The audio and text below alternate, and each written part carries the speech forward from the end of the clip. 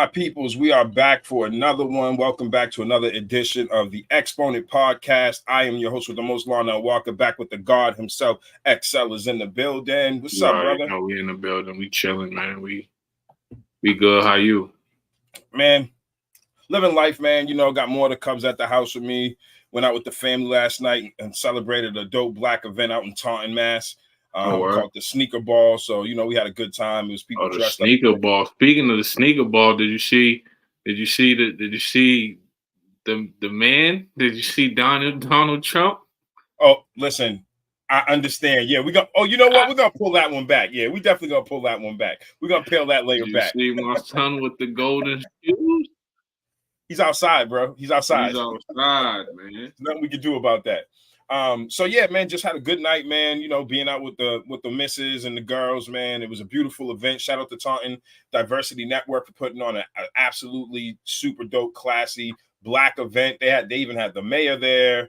They had the lieutenant out there. You know what I'm saying? They had state representatives. They gave out community awards, all that good stuff. And you know, I know April Funches personally. Like, you know, from all the work that we did, we both were a part of that alumni. They got the Black Excellence Award from the state, or whatever. So I just want to shout her out as a woman of color in our community, really pushing the foot forward and making it happen, because she came out of a career, you know, working in the law background, and then she stepped into her community more than what she was doing. So shout out to that. But yeah, that's what I've been up to, man. And you know, the other shit I always be up to.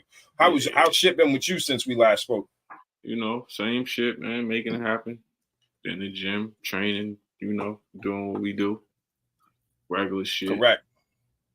So for our people tuning in today, man, we got a good show for you, man. We had a good conversation. And we want to bring some of that conversation here to the pod. I'm just going to pull us up on the screen real quick so you can get a little glimpse of what we got going on. Yeah, correct. Per usual for us, right? So, you know, this is some of the things that we'll be talking about today. We're going to start off with, you know, men talk to who? So,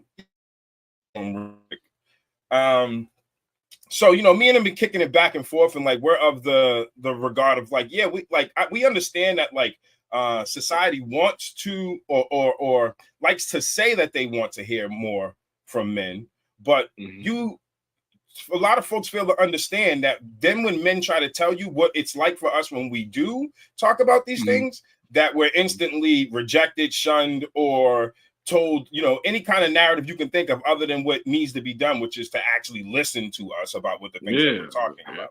So, you know, I want to dive deeper into that and just get your thoughts on that overall, about like, you know, where we are in the state of affairs of men. And then we'll talk about like some of those dynamics and why so many men are clearly checking out, man. Like they're just literally committing suicide at this point. I feel like we have to talk about it. Yeah, I feel like when it comes to men, a lot of people deal with men from a space of ideals, right?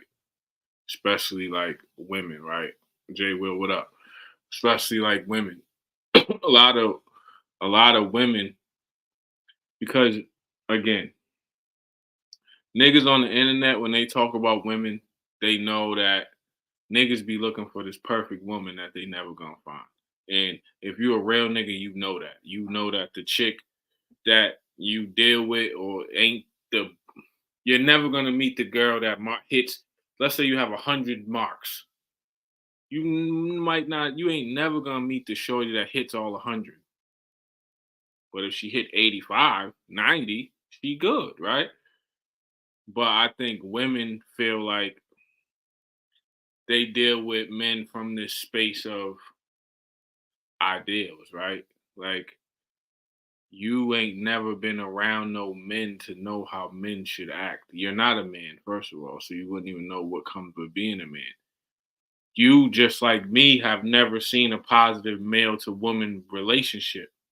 So you don't know what a man would do in certain situations. You don't know, you know what I'm saying? If he was a real man, he would have did. That's not necessarily true. What you're saying is your ideals. You're saying what you would want a man to do for you in that situation. That doesn't make him real or fake. Right? You're saying, yo, what you should say is, this is what I would like from a man, instead of saying, if he was a real man, he would do da-da-da-da, because at the end of the day, we could say the same thing.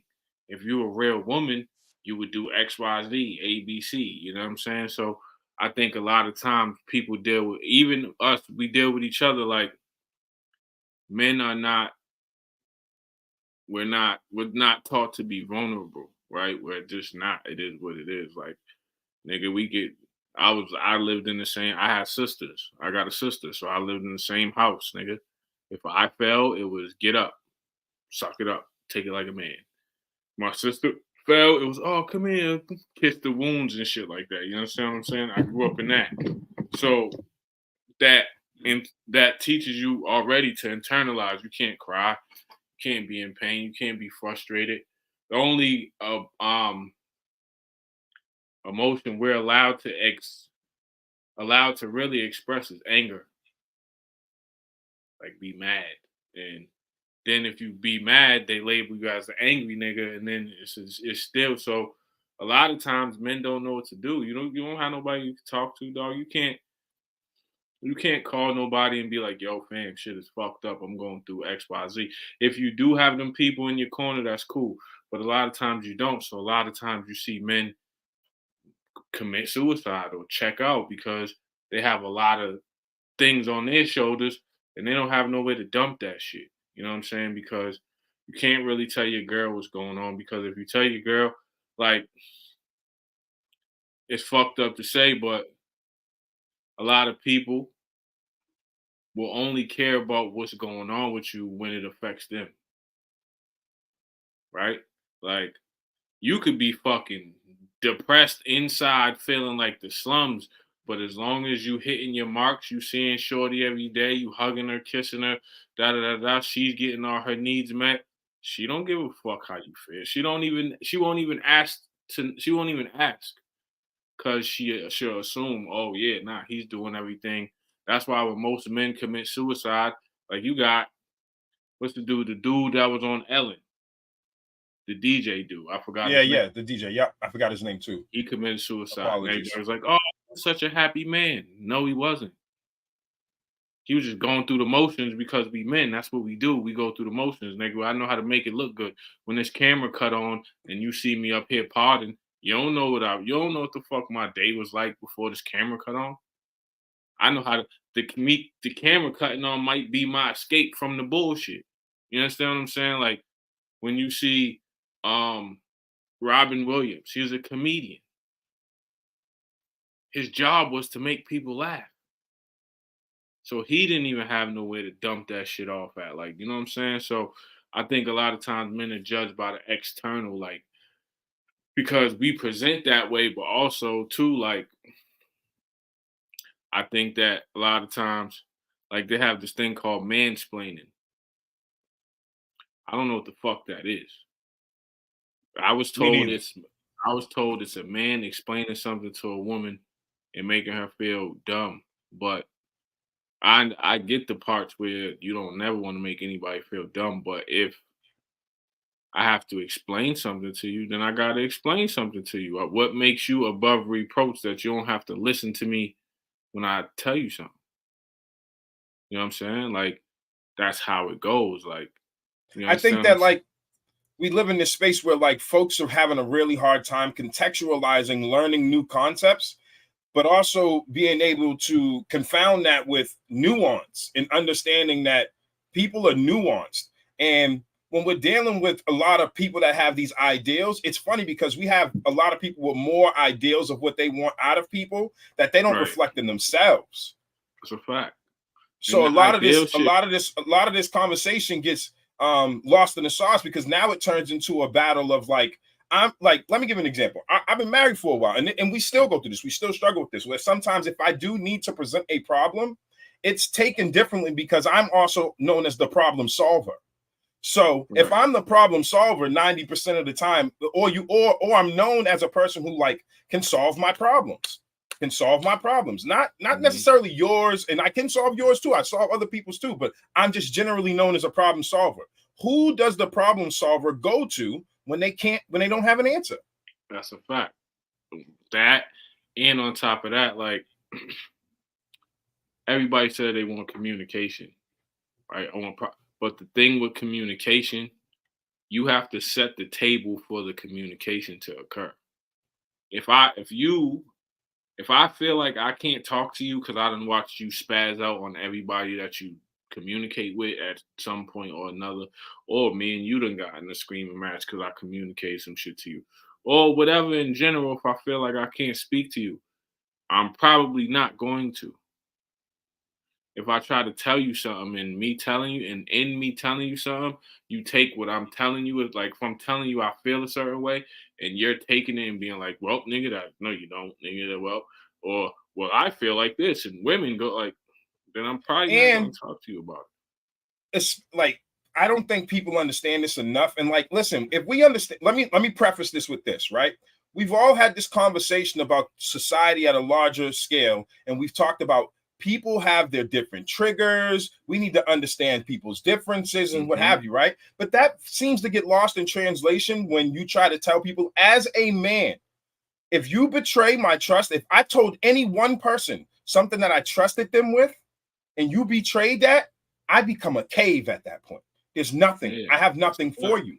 You know what I mean? And Mm-hmm. it's even worse because sometimes people don't understand their lack of ability in friendship, that when men confide in you, when we actually do go there, we expect that shit to be Fort Knox unless we need it to be otherwise. And if it's Yeah, not that, or you weaponize us sharing our truth with you, we're like, we don't have any other recourse but to shut down, because we can't react violently if we want to maintain living in society and living free and being amongst our people. So we try not to do that, but then we mm-hmm. try to talk and that gets confounded. So all we're left with is remedial silence of being lost in silos. And now we're even in a space where men have a hard time talking to other men directly. Yeah, Men, in my opinion, men have become, generally speaking, more passive aggressive than they've ever been. And I mean that from the right. sense of just being able to have a conversation, Or being able to, robots.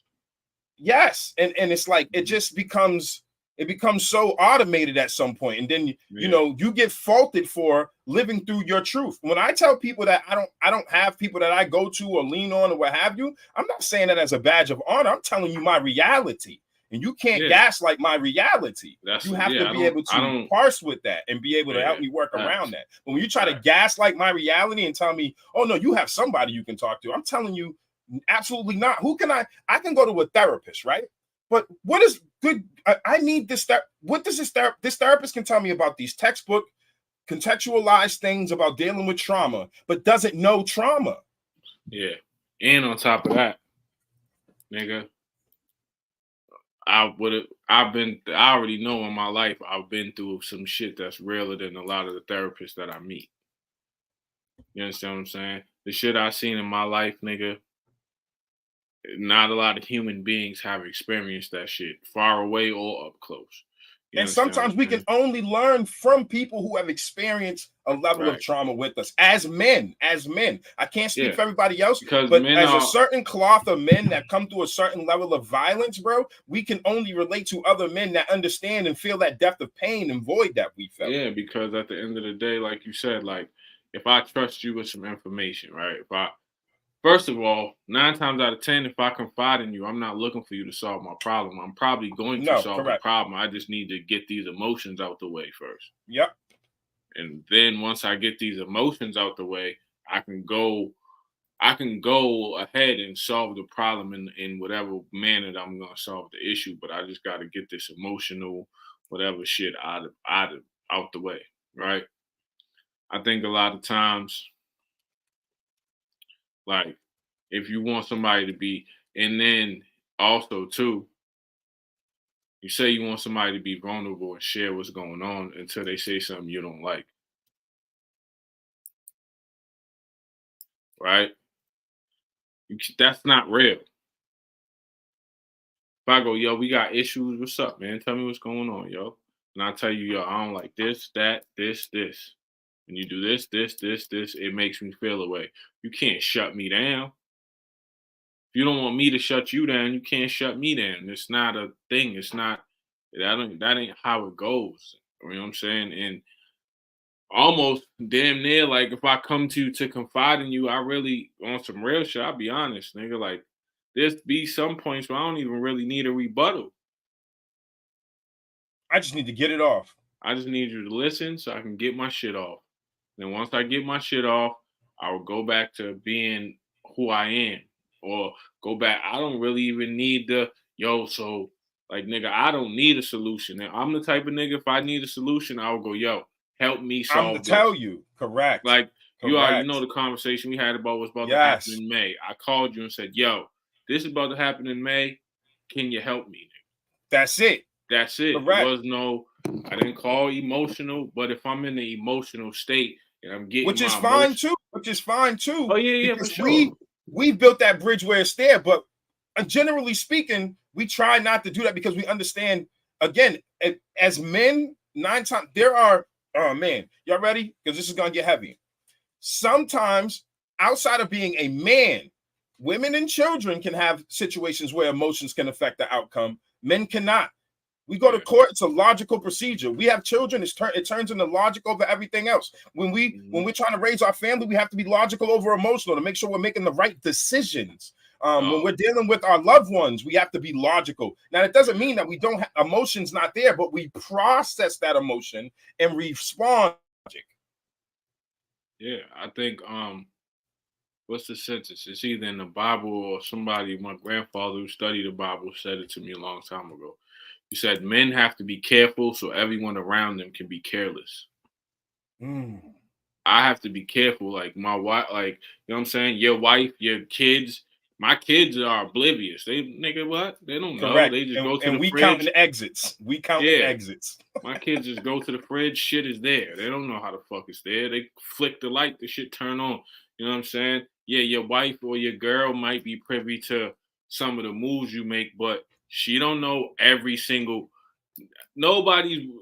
she don't know every single move you make or everything you're thinking or how you line shit up. She's unaware. Like you already said, when your girl was in the spot, you done spot out the exit. She don't know. She's like, oh, I'm going to the bar. You know what I'm saying? She focused on the menu. You done fucking plotted out the whole scene, nigga. So we got to be careful so everyone around us can be careless. So everyone around us can move freely because we set the parameters.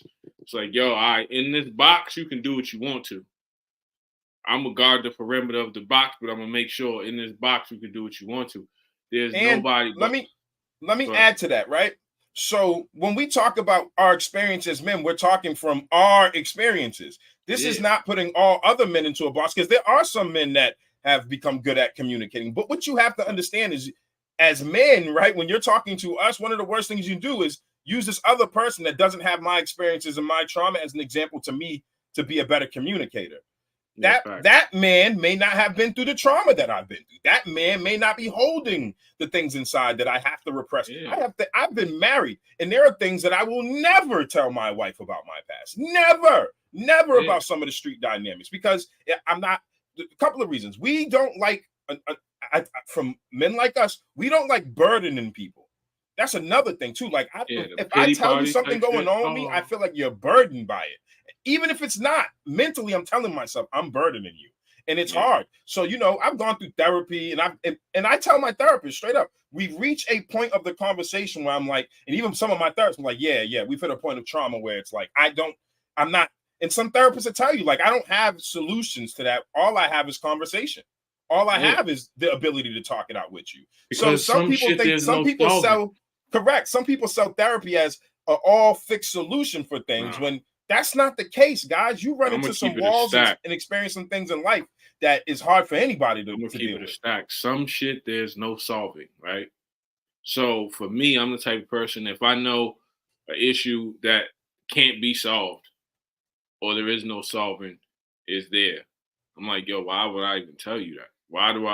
Why would I even open up the fucking can of worms if we can't do nothing to put the worms in place? Like, there's no point. Like, there's no point in solving and trying to open up some shit that can't be solved. Now, when it comes to communicating, yeah, I can communicate, but at the same time, whenever I ask somebody to communicate to me, I take whatever form of communication they give me and I work with it. they can't communicate to the level that I think they should communicate, and if they don't, I don't call it communication. That's weird. That's not good.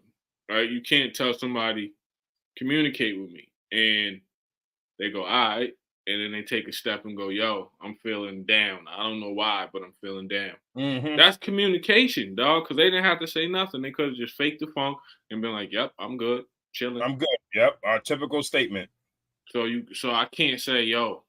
But then there's a lot of men that say that because if I tell you, a lot of men feel like, yo, if I tell you what's going on, sometimes it's something that it's a myriad of reasons. Sometimes it's something that can't be solved, like we said. Can't be solved initially, right? Sometimes it's something that can't be I don't know how you're gonna receive it. And then sometimes some let's just be real, some of y'all will spin what I said or spin what somebody tells you and make it about yourself. Correct.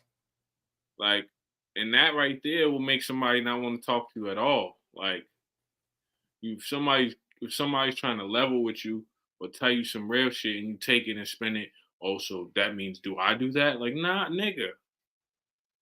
No. Like, obviously, even if you did, you ain't who I'm talking about right now. You know what I'm saying? Like, so it's like, so a lot of times as a man,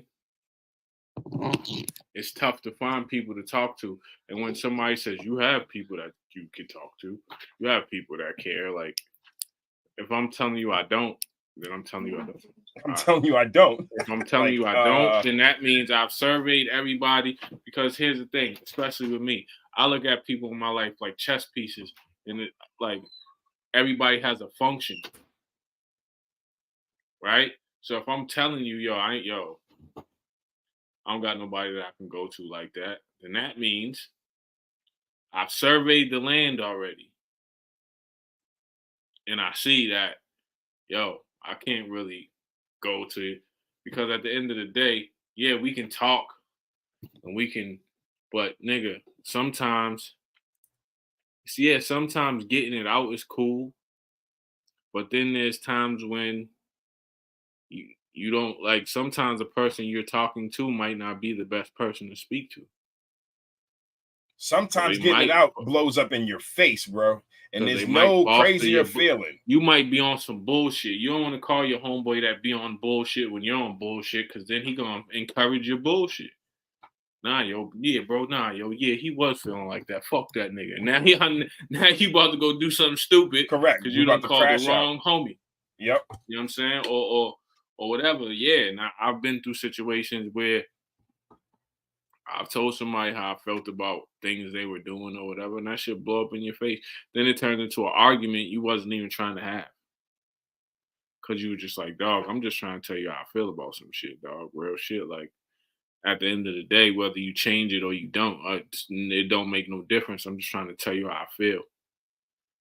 You bring me to the part where we get deeper on this and talk about the effects, because even though we're talking about this as two people that are saying we don't have people to really communicate with like that, like we formed a situation where we start to communicate like that. But even that comes with like the and we know, I'm saying this right now, we probably never said this before, but I'm saying it right now. It comes with a level of wariness. So now we got to get through like our level of wariness because of what we've been through and we trust each other to do 1000%. This, but now we're building that relationship to trust each other to talk about deeper things, right? Yeah, 1000%. And that comes with a level of trust that I appreciate, because I tell him that and he tells me that too. But it's hard, it was, I think one of the most important part is in the beginning when we first had a conversation, we talked about very clearly, because I think just like when you're trying to set a relationship, when you're setting up a friendship, or when you're setting up even family ship, like the people in your family, y'all should have checks and balances to say, yo, this is the expectation that comes with being a friend with me. Like, yeah, I think a lot of people don't do that. That's the crazy part. Like, I think a lot of people don't. A lot of people go into relationships, friendships, and they don't tell people like, yo, I don't fuck with this, I don't fuck with that, I don't rock with this.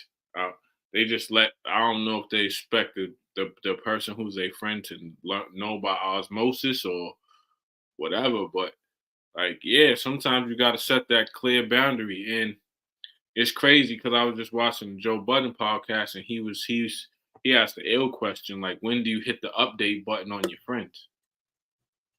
Because I Correct. know I got friends Correct. that still know me from the hood, and when they see me, that's what they talk about. Yo, That's nigga, all they talk about. and I'm like, dog, I am far removed from any of that shit, bro. Correct. You gotta come you gotta relearn me, get to know me, nigga. Hit the update button, because the nigga you're talking about, yeah, he's still in there, but nigga, that's back there. Way back. Correct. You know what I'm Correct. saying? So the outcome of what that turns into, because now we have to get real. Like, people like to talk about the emotional state of what's going on with men, but now we have to talk about the statistical state of what's actually happening in the world. And this article I found, because I was looking up the stats. We've been talking about this like every week, pretty much, behind the scenes. But we wanted to find the right time to bring it up on the pod, and I thought this was a great one because we're doing this episode about ego check. And one of the biggest parts about ego check is understanding when you hit your wall. And this is why we are starting this podcast and trying to get us to be able to communicate, not just me and him, but just generally speaking, people in general, to have these kind of conversations, because of the fact that we are at the highest suicide rate in 80 years, ladies and gentlemen. Right. The highest suicide rate since 80 years. And mind you, this article came out in November 29th, 2023. But check this out. I'm not going to put you through all of this. Let's just go down here and look at this beautiful graph, if I can get it to stay still on the screen for a second. All right. So if you're looking at this graph, you see World War I, the Great Depression, and World War II, and the Great Recession. Mm-hmm. We are almost on par with the numbers of World War II at 15, and we're at 14.3. But if you look right below that, the breakdown of suicide rates in 2022 by gender, let's just take a look at that real quick. Mm-hmm. It's not even a question. So to act like men are not suffering, hold on, let me just pull that. To act like men are not suffering is just ridiculous, and this is why we can't keep having a situation where we're in silos and we're not able to speak to each other. We got the bots in here. Got the bots. That's how you know you're lit, when you get the bots. Oh yeah, that's great. That's awesome. So again, looking at these numbers and understanding where we are right now, it's a little troubling, because especially when you're raising sons in a society that you don't. Okay, fine. I'm turning 39 this year, and I'm sitting here and I'm trying to, like you said, upgrade my friends, update my friend pool. That also was hard, because you have to shed some of the people in your life that were there, and that 100%. Comes with like, there's no such thing as amicable breakups in this climate, even if it's friendships. You know what I'm saying? People take it away if you just stop being around, and you don't even want to just be like, yo, it's not necessarily that your lifestyle's negative for you, because it might be working for you. If you think it's working for you, cool, but it's not working for me, bro. It's just I can't subject myself to that type of shit, B. Correct. So it's like, how do we keep having these conversations where the idea is to keep attacking men and giving shitty men all the fucking highlights, all the fucking screen time, all the red pill conversations, and we're not focused on good men every day that are suffering, that are taking their own lives because they're oblivious and not seen and not even heard. No, it's just like the motherfucking, like you said, it's the red pill, small amount of dudes that every time I see a TikTok or Instagram, it's some weirdo nigga that in reality, like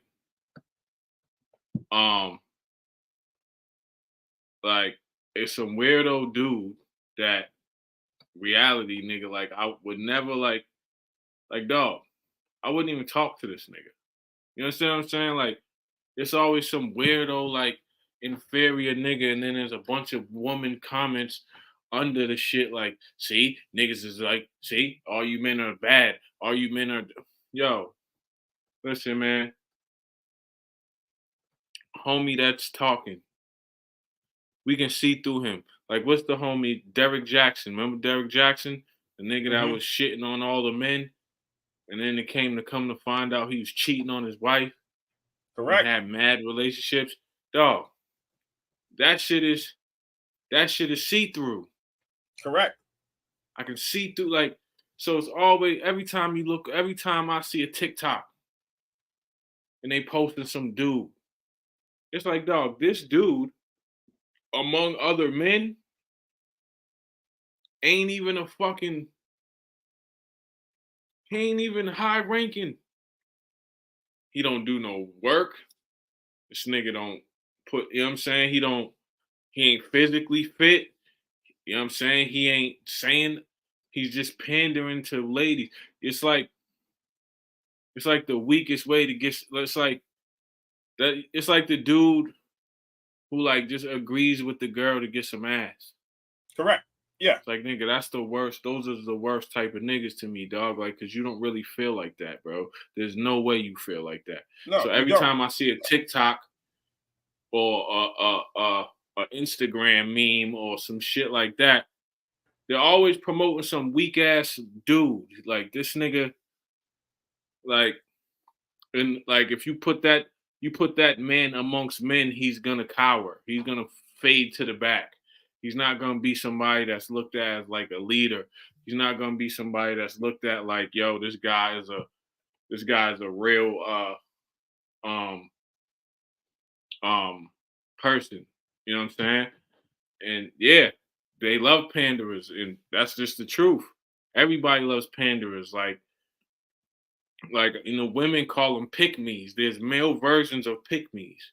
Correct. Niggas that just say anything, you know what I'm saying? That would just, well, all men,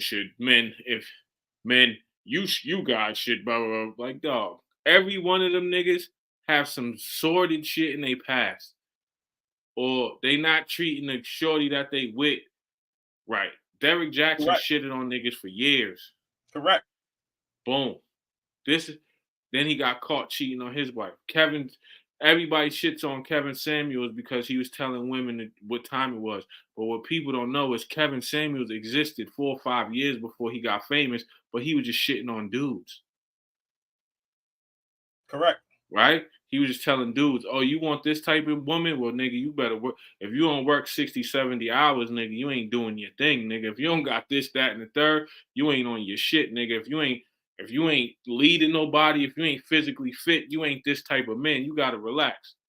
You understand what I'm saying? Nobody says shit. As soon as you start telling ladies the same type of shit. Ooh. You bring me to the next segment, brother. We're going to start on the next one, which is accountability. All right. So we just talked about men talk to who, and as we surmise, some of us have nobody to talk to unless we learn to talk to each other that have had some relative space. Fucking self, yeah, correct. I tell people all the time, when I wake up in the morning, I'm having a bad day. I start by going in the mirror and I literally tell myself, "Don't be a bitch today." And then I get about my business. All the time, real shit. I tell people all the time, if I get aggravated, somebody piss me off, and I say I need a minute, and people be like, "Why?" Like, because I'm having a conference call, full conference call. Yeah, five niggas is talking right now. Like, should we do this? Nah, we should do that. Nah, check this out. We go over here. Facts. Nah, I feel like this. If this was over here, yeah, I'm having a conference. Facts. It's a real live conference call too. It ain't no bullshit. That's a fact. But now you brought us into the space of accountability, and we had this great conversation yesterday about accountability prior to the show. Mm-hmm. So when we're talking about the whole Kevin Samuels thing, or we're even talking about other, I won't go as far as thought leaders. I would say dialogue leaders in a sense in a lot of these spaces. And one of the things that seems to be running rampant across the board is like all of these people are great at talking at each other about how they feel about the opposite sex. But what's really crazy to me is that there is a lack of accountability for everybody's self. So it's like, how do we help people understand the difference? And then let's talk about accountability, like from the concept that you talked about yesterday, because I thought that was very, very important. Oh, so accountability to me is owning up to what you do, right? So or being accountable for what you do, whatever it is, nigga. You throw the rock. If the rock break a window, you say, I threw the fucking rock. Like, you don't throw the rock and hide your hand, and you don't do that. I was never taught to be like that. Like, you fuck something up. Because here's the thing. We are all human. Nobody's perfect. So we're all going to make motherfucking mistakes. So it's easy to just say, hey, I made a mistake, right? Correct. And if you're dealing with somebody, like, let's say me and you, our friendship, we known each other for a while, but we just really started integrating and dealing with each other. If I do something that's not right by you, right? If I do something that's not right by you, and you say, yo, my man, listen, I wasn't, you know what I'm saying? I wasn't necessarily feeling XYZ. I gotta be like, yo, my fault. You know what I'm saying? This is how I was thinking about it. Cause nigga, I don't know you like the back of my hand yet. I don't know Correct. you to know your every trigger and every move. So me just doing something that's part of my regular, you're gonna make mistakes with people. You're gonna but own up to them shits when you do it. Yo, yeah, Correct. I fucked this up. Yeah, I did this. Yeah, that wasn't it, or whatever the case may be. Because at the end of the day, when you do that, one, it helps people, it helps you, and then it helps people be like, oh, this guy, he's not above reproach. If he fucks something up, he'll tell you he fucked some shit up. He's not gonna fucking play around. He's not gonna, you know what I'm saying? And then, but at the same time, if I do make a mistake by you, you can't force me to live in a perpetual state of sorry. Correct. Either. That's taking accountability to a whole nother level. If I fuck some shit up for you and I apologize and I go, yo, I fucked that up, I'll never do that again. My bad. Let that be that. I can't be sorry every day. Correct. I can't be sorry. Like some people, if you do them foul, they want you to live in a perpetual state of sorry or sorrow and being sorry. And some niggas are still apologizing to their baby moms or their girl for some shit that they did 5-6 years ago that they don't apologize for. Nigga, I can't. How many times you want me to apologize? Right? I can't hang myself on the cross and nigga, if I'm sorry, and then the whatever I did, the act that I apologize for, it never happened again, then I shouldn't have to keep apologizing for the shit. Because and also accountability is understanding. If you forget, I don't care what it is. If you say I forgive you, yeah, then start the process to healing and forgiveness. Don't start the process of punity. Like you're not. This ain't jail. Yeah, this ain't punishment. Like this ain't jail. And me saying I forgive you, it's not necessarily me saying I forget what you did. It's saying, okay, nigga, I see you made a mistake. I see you made the mistake right there. Boom. All right, nigga, we gonna chalk that up. That's water under the bridge. We ain't never gonna talk about that again. Correct. Not that I forgot. I seen it. Lord, filed it in my brain. But a lot of people use forgiveness as like Mike said. A lot of people use forgiveness as the cloud to hang over your head. They go, I forgave you, but you lucky I did. Like, then you should, if you feel like I'm lucky you forgave me, then you should have never forgave me, because forgiving me means you're actually past it. You're over it. Like you're nigga, or you are to a place where we can move forward. You're starting the healing. Yeah, at least starting the healing. You can't start the healing while you're still hurting. It's impossible, dog. Like it's impossible. Like you can't. It's impossible. Like you can't. You know what I'm saying? Yeah. It's like you can't make that shit's not fair to the person who is trying to be accountable. Like correct. Because accountability is just a word to some people. So like some people never face it.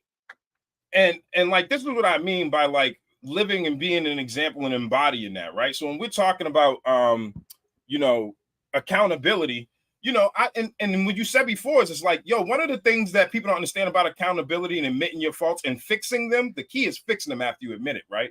Is your ability to talk about things that you normally wouldn't feel like. And that was a part of like the from the first segments, talk to who. Well, sometimes when you do figure out certain things that are going on in your life, some of those conversations is not for a therapist. It's for the people that you might have wronged and you need to talk to. You feel what I'm saying? This is my son Amadeus. I just asked him to come up for 2 seconds. He wasn't too cool today to not come up and say hello. But this is a perfect example of what I'm talking about when I say extreme accountability. My son is grown. He grew up in a different situation than my daughters have. Now, I'm thankful for my daughters and the fact that they've had the father that they've had. But my son went through a different experience, and my son, he you know, we separated when he was young, but that's a different experience. Yeah, but the one thing I've never hid from him, I don't talk about his mom's faults. But whenever there was a fault of mine, me being a womanizer, me being a person that wasn't accountable for myself, me being a person that was treating women like notches on my belt, I got it together for him. I got it together for them, and I tell them that. I want you to know the piece of shit I was, so you'll never, ever exist in that experience. Ever. 1000%. Ever. 1000%. I still tell him now. He sees me doing great things. Sometimes it's weird to him too, because he's like, yo, I see my dad doing great things, but he talks like this with me. Because I want to give you the real world. As a young man, I want to give you something that I never had. I want to be able to apply something to you. Even with me having so much time away, whenever we get back together, whenever they're allowed to be in my grace, because I leave it in that space, whenever they're allowed to be in my grace peacefully, amicably, all I do is make sure that they understand I'm not going to be a piggy bank for you. Yes, I do have some things that I need to take care of for you in general, but this is not fun time with dad. When you come with me, we're going to read books. We're going to talk about business. We're going to talk about your dreams. We're going to talk about your aspirations. 100. But 100. That work that happened to him, that work that is going into him and his brothers, is because I went out in the community and started holding myself accountable too for all the damage and the havoc that I've wreaked in the community, for all the damage that I did to women in my life. I decided to get married, be loyal, been on that path, and I'm an extreme accountability person. Like you can tell that about me because we've been talking for a while, but like it's shocking to some people. And what people have to understand is when you become an extreme accountable person, you do not take people that don't hold themselves accountable. And that's a very hard and lonely road. Yeah, that's the thing. Like accountability. Yeah, you're right. Accountability don't change the past, but accountability says, yo, I wasn't right in the past. That's all. And accountability, if you are being accountable with the hopes of being forgiven, your accountability is fake.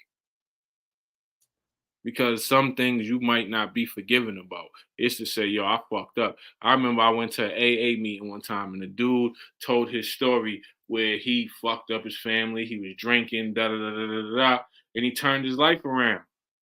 And there's some people that he did wrong by that will never forgive him. Even though they see him on a different path. It's like, salute, my nigga, I see you doing that, but I can't fuck with you. Right? He has to move. He has to move forward, though. It's like, all right, nigga, you see me, you don't fuck with, okay. Sometimes being accountable don't mean everything's gonna come back. Forgiveness don't mean everything comes back together. I can forgive somebody for what they did to me in a certain period of my life and never fuck with them again. Correct. And never put them that close or whatever the case may be. It doesn't like whenever I'm accountable for anything, I always tell the person who I did wrong, you can fuck with me or not. That's your personal choice, but I'm here to tell you I know in my heart that what I did wasn't right. So I'm here to tell you that I know that. Like, so when it comes to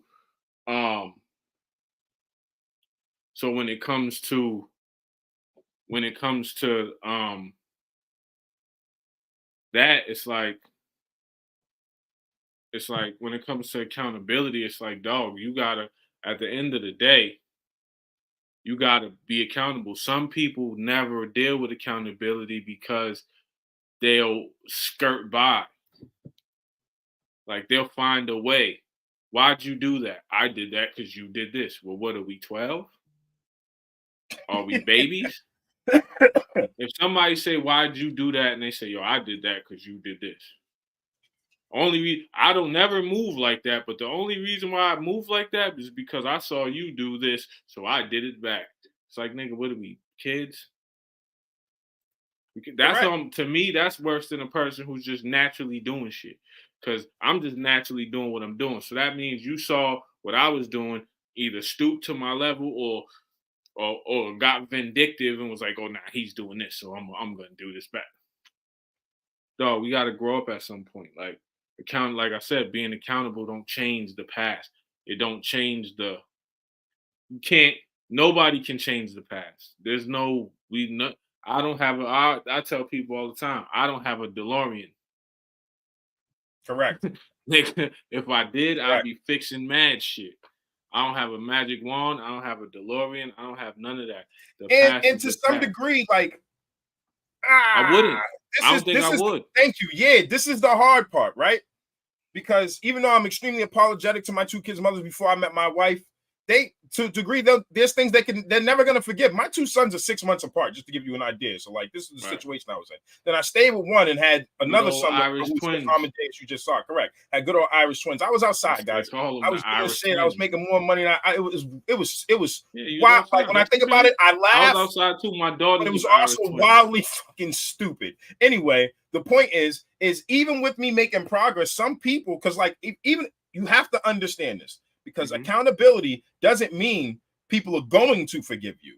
Accountability is not for the purpose of forgiveness all the time, because sometimes you can do things that cannot be forgiven. But accountability in yourself, let's say that person doesn't forgive you, that doesn't mean you continue to carry on with those actions. Hold on for 1 second. It's my landlord. Hold on. Yeah. So if you're being accountable, you have to do it regardless of whether or not it mends this situation. You have to do it moving forward as well. It's important to understand that accountability has to be internally built to project it externally to the people that you want to affect moving forward, even if it can't keep those people in the past whole. We all go through our traumas, our pains, and we all deal with our triggers in our own ways. But the one thing that we do have control over is being accountable for ourselves. We can't always be accountable for others. Listen, my sons sometimes they be messing around in school. You know what I say to them? You know what's hard to say to them, but it's the truth, is I will tell you all the right things that you need to hear. You are going to choose whether or not they're going to listen to you, and that's going to affect your life, and that's all I'm leaving it at. Because you're a man. Accountability is, see, here's the thing. Accountability is not for the other person that you're accountable to. Accountability is for you. Because only you sleep with you, right? Like, we can put on these fronts. Right? We put on these fronts. We big, we bad, we macho, da. But nigga, when you at home 2 o'clock in the morning and you looking at the motherfucking, you know what I'm saying? And you looking at that you gotta have them thoughts to get to going. Nigga, you know what's up. So Mark, I think you just I probably just saw your comments late, but yeah, like I think that to a degree we just settled on like I can't change it. Like I can't. I don't think it would. I don't think. If I had to change this, shit might fuck some shit up, man. And like here's the thing too: changing anything means I love every single one of my 5 children. Changing anything means one of them doesn't exist in the self they are right now. Yeah, and I wouldn't change that for anything. What I would say is I'm glad. What I would say is I'm glad I changed, and that was the most important part. Yeah, you change at the nucleus, the butterfly effect, right? You go back in the past and change something, then something might be different in the future. So I would have never met my wife, who is profoundly one of the most communicative people I've ever met in my life. Who, listen, let me tell y'all something. When we come from where we come from, ladies, I'm speaking for me, maybe Xcel too, because we're similar in this regard. All that rah, nigga, we got that from our mamas, our aunties, our grandmas, our niggas don't respond to that. That's when it does turn into the stupid petty, like, whatever, da. This woman would say things to me, plain sentences. Shit would fuck me up. She would say shit like, I'm very disappointed in that. Oh, fuck. Now, hold on, bro. When I first heard that, I used to laugh. I used to be like, man, fuck all that. You know what I'm saying? Then I walk in the other room. I'm like, this bitch means she disappointed in what? Disappointed. That's a different word. I ain't never in my life. My mother never said to me, I'm disappointed. Yeah, you used to fuck you, nigga. This shit, nigga, you whack. So imagine just a regular sentence started to change how I started dealing with things. Because how can I? And then And then it's accountability check because you didn't say nothing wrong. Or she hit you with that's unfortunate. Ooh, Yeah. that's Ooh, another one. That's another. You That's say something how one. you think about something, like that's what you think. Like, yeah, like that's unfortunate. God Yeah, damn like, it. woo, you got that super ninja on me. She So again, gunned like you just down that. without gunning you down. Sometimes it's effective to think about in all of us the approaches that we take with one another and start to look at people's conditions and understand that they're not responding to that. Yeah, that Rob Trey. That's what. Yeah. You be thinking about that shit for fucking deep weeks, nigga. Deep. Driving in your car outside, fucked up. Because at the end of the day, that's how you do it, right? I think as men, we're like. I think that was super wiring. Yeah. Yeah. When you come with the rah to a man, rah, fuck you, nigga. Like, or you come combative. You're never going to get your point across because we're used to combat. We are literally wired for it. So when you come at me in combat mode, like I'm already defensed up. Yeah, listening to old song, listening to Carl Thomas and shit like that, nigga. Fuck your whole day up, nigga. And cheat code. Just so you know, no form of yelling at us we take as tough. The toughest thing I got from a woman in my life who became my wife was a sentence. That was the toughest shit because actually that's so much more powerful because even with me being in my space, for her to just be like, that's disappointing. Because it's shorty, right? So you rocking with shorty and it's like, damn, I'll let you down. Fuck. Pain. Like, pain, bro. Bro, I was in the club. I was in the club the day after because this was when we was early on. I was, and you know, like Rob Trey, stupid. He said you got New Edition on repeat. Yeah, hell yeah. Yeah, facts. I was in the club, bro. I was in the club the next night with my boys, with Ace and everybody. Like, man, fuck all that, bro. Because we had just met really like that, and I never dealt with that. So I was literally trying to brush her off, bro. I'm in the club, in VIP, sitting there, 25 or some shit, sitting there, and like, yo, bro, niggas is trying to have a good time. I'm like, yo, bro. Mia told me she's disappointed, fam.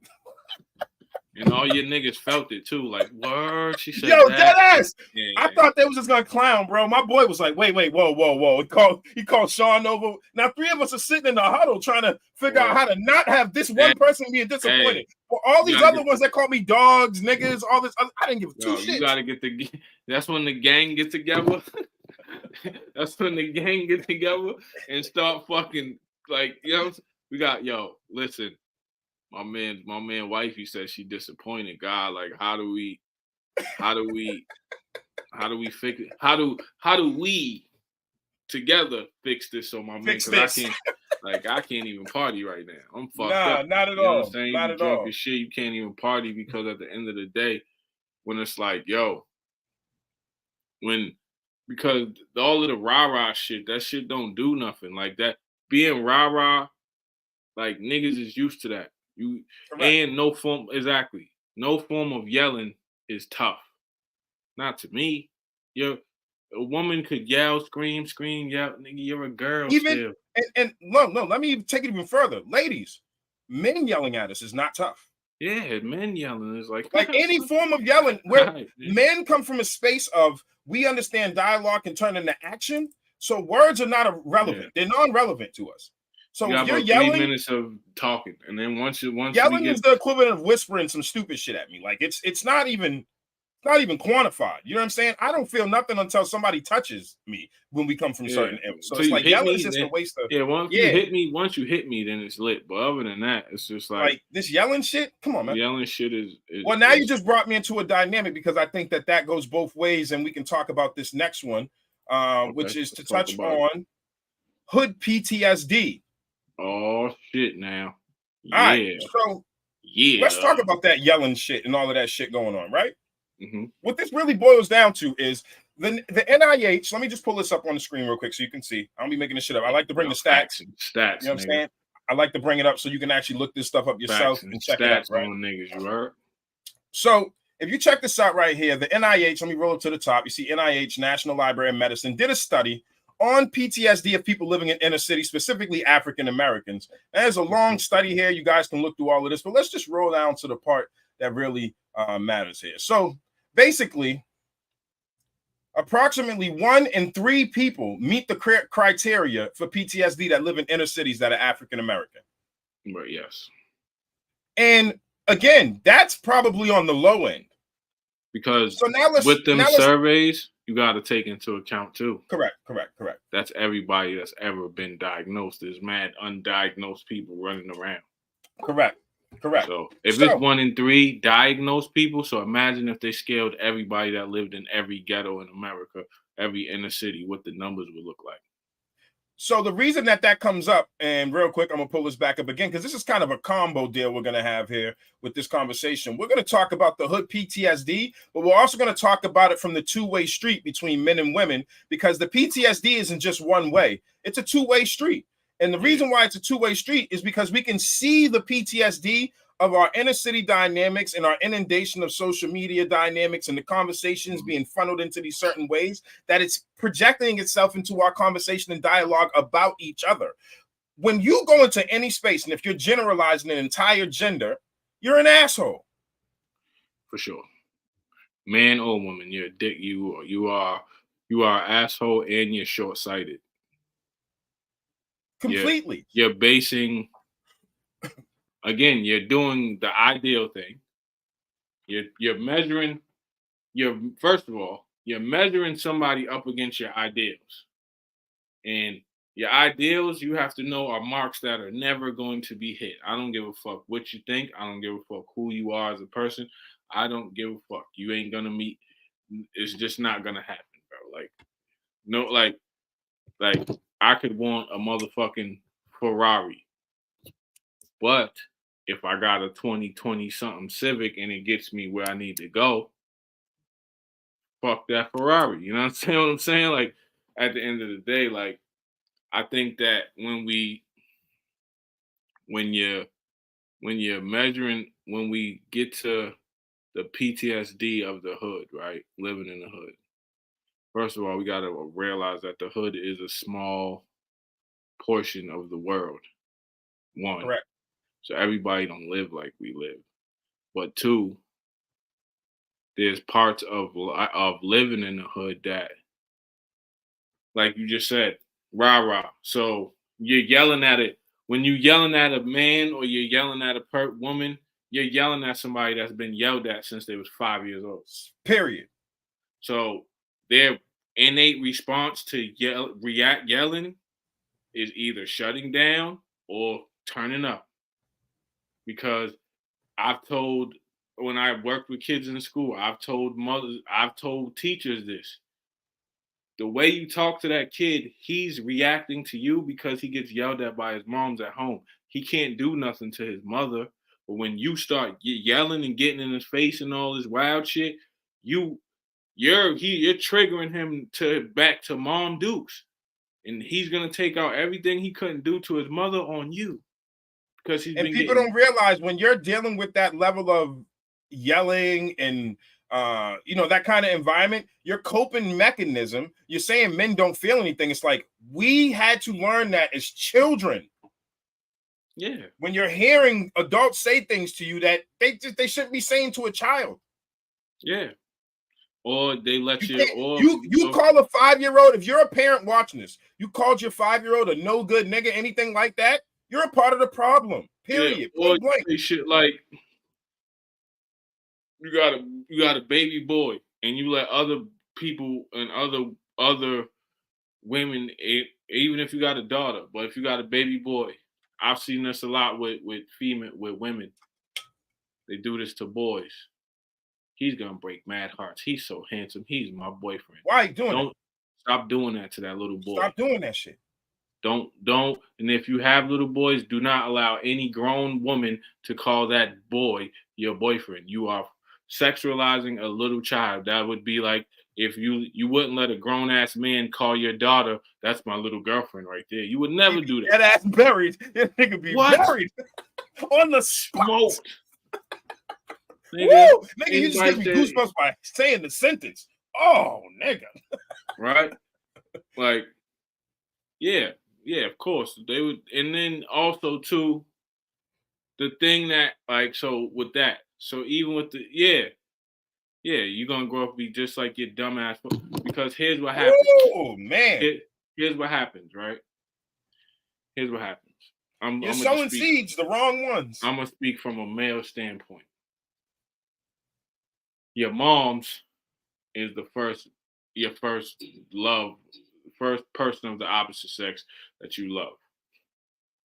Now, if you hear your mom say men ain't shit or your daddy ain't shit, you gonna think you ain't shit. It's just automatic because damn, my mother, the woman that she had me, and she don't think that I'm shit because I'm a boy, I'm a man. Well, she say men ain't shit, but I'm a boy, I'm a man, so she's not gonna rock with me. Like Now we're getting deep because this is yeah, one of the number one reasons why men from our community do not talk.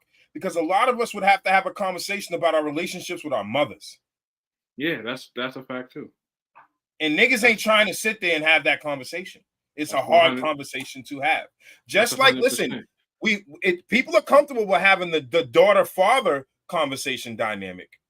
But we as fathers, you have to understand, I mean, as men, you have to understand something. Our mothers, like you said, are the first opposite sex person that we learn to love and learns to nurture and love us. But at the same time, they're also sometimes, a lot of the times, the first person to degrade and disrespect us. Oh yeah, a lot of kids, a lot of us, our parents was the first bullies we ever encountered. Right? Our parents was our first bully, right?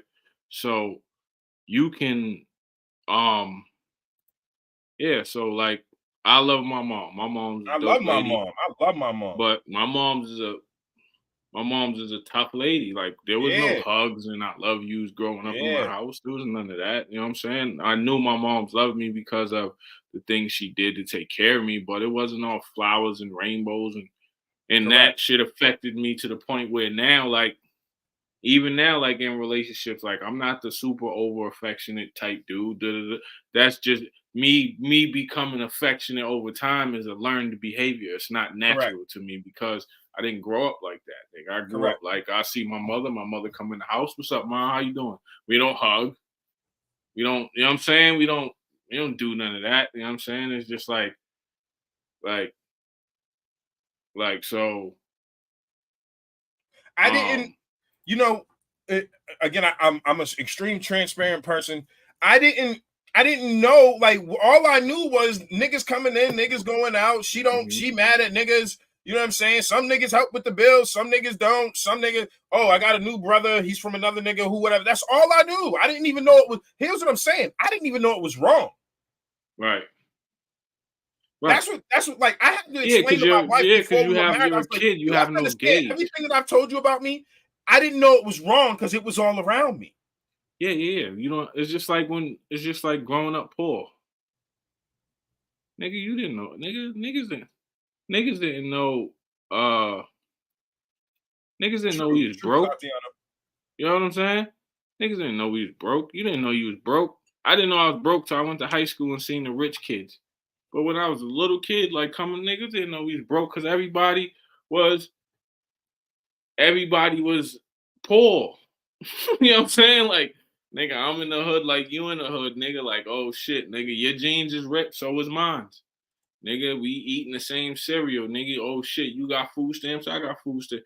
It was that type of energy, B. So it's like when it comes to um when it comes to that, so yeah, I didn't think that was wrong either until I got grown. Like I didn't And because at the I'm end of the and day, we're you not have no saying, like, gauge. because even our mothers, again, this is we talk about this. This is It's all eugenics. You learned know what I'm shit. saying? This is all genetic.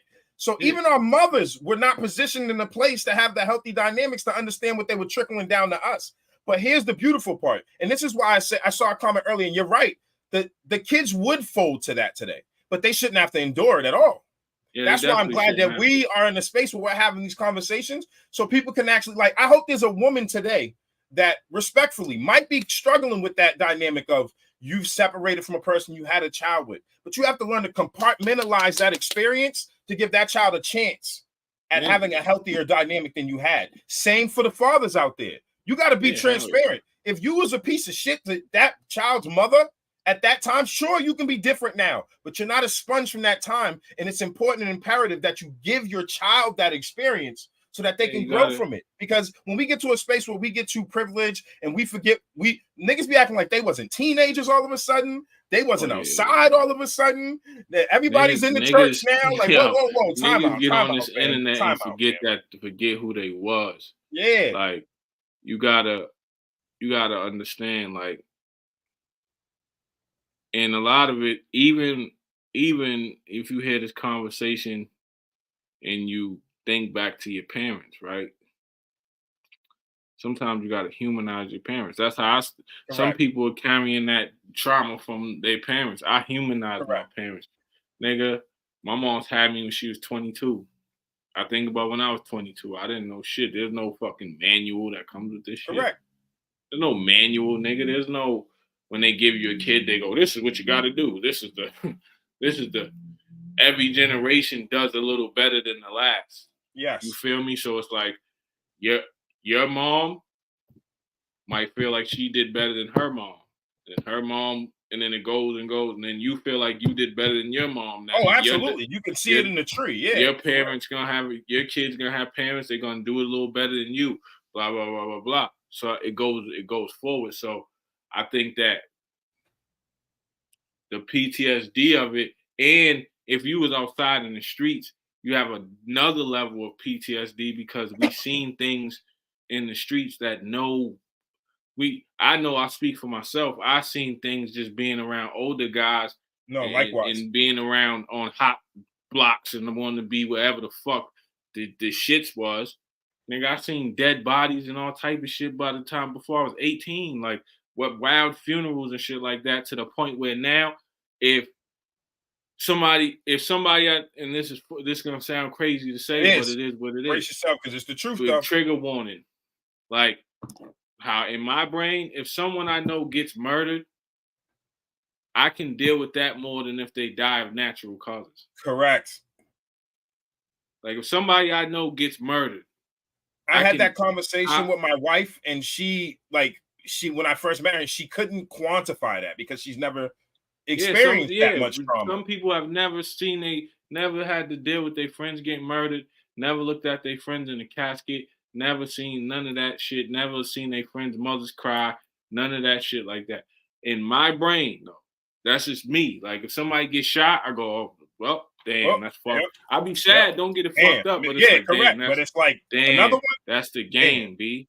But if like one of my homies died from like heart attack, or nigga sick, nigga got cancer, I don't even know what the fuck to do. I'd be all fucked up. I couldn't even tell you how to maneuver, like, at the first thing to do. Like, damn, nigga, what the fuck?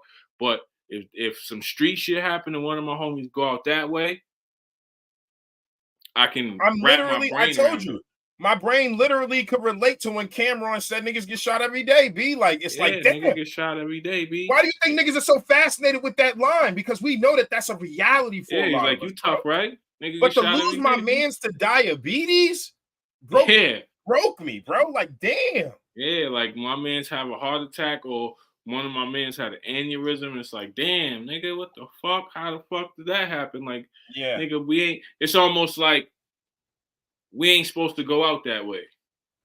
When it's something natural happens, it's like, we ain't supposed to go out that way.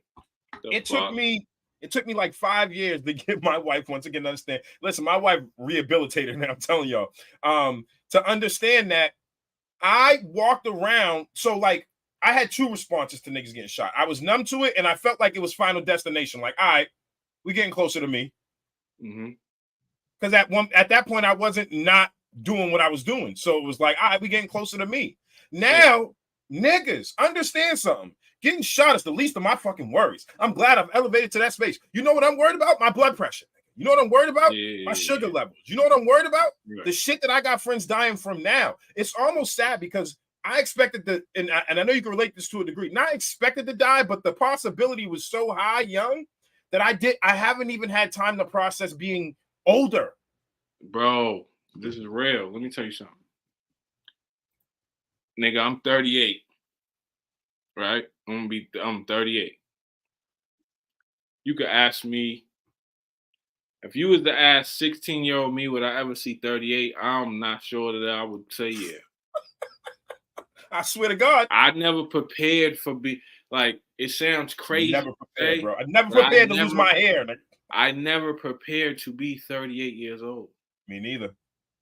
That wasn't in the cards for me, nigga. That wasn't this whole living a long life and all that shit was not I wasn't prepared to be about to see 40. Correct. That wasn't. So a lot of times too, that's part of the PTSD where you see niggas that are of a certain age and you think they're immature. It's not that they're immature. They didn't prepare to be this age that they are. At all. At all. Niggas wasn't thinking about being 35, 36, 37, 38 years old. Nigga, I was thinking about the next day. My life is literally day to day. Yup, went to sleep got up, went outside, made it back to my bed. Correct. Got up, went outside, made it back. That was literally, nigga, every time I go outside, my goal was to get back to the bed, nigga. And I would argue that it stayed like that for me until I decided to move out of my city. Because I had to give myself a different environment where I didn't feel that. Yeah. Yeah. And I think that, like, dog, being Bless Rob. And I think a lot of people that come from where we come from, if they're honest about it, bro, like, they wasn't thinking about that shit. No. It wasn't. Now I got counterparts from all walks of life that I know. I got family, friends, people from all walks of life, right? So family, friends, and people from all walks of life, right? I know for a fact that some of my friends that lived on the other side of the tracks was well off, you know what I'm saying? Whatever the fuck, they didn't grow up in the hood, wasn't around no hood shit. They prepared for 35, 36 years old. You could tell just by how they move. Like, nigga, they, you know what I'm saying? They bought houses when they was in their 28, 29 and all that. Like, nigga hold on. Let me just give you one easy one for the niggas across the track. You know how these niggas was prepared to get old and die? They had life insurance, nigga. We didn't even. Nigga, I didn't even get my license till I was in my 20s. This is what I'm trying to say. Because I wasn't even thinking about, nigga. I was just hop in the car and drive, nigga. I could drive like 7 years. I drove for like 7 years before I actually went and got my license. That's a fact. And it wasn't even because I had no shit on my record or nothing. I just was like, nigga, I don't need a license to drive, nigga. I'm out. I've been driving for fucking since I was 17 years old. I didn't get my license till I was like 25, 26 years old. Yep. So I was just, nigga, where we going? And I'm talking about not just driving around the hood, neither. I'm talking about head New Hampshire, back, fucking South Carolina, fucking wherever the fuck I needed to go. Nigga, I was getting there, nigga. No hesitation. We wasn't playing around with it. We wasn't. So I think that's part of the PTSD that keeps you stuck or trapped in a little bubble, because it's like, yo, you don't prepare for being the age that you are. Yeah. Like, it sounds crazy, but it's the truth.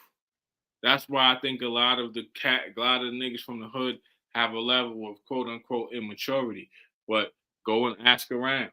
Ask niggas. I'm gonna tell you right now. Ask any of your friends that you know, like, yo, how old are you? Oh, you 40, whatever. Did you ever think you would see this age? The niggas gonna tell you no. Niggas don't even know what to do.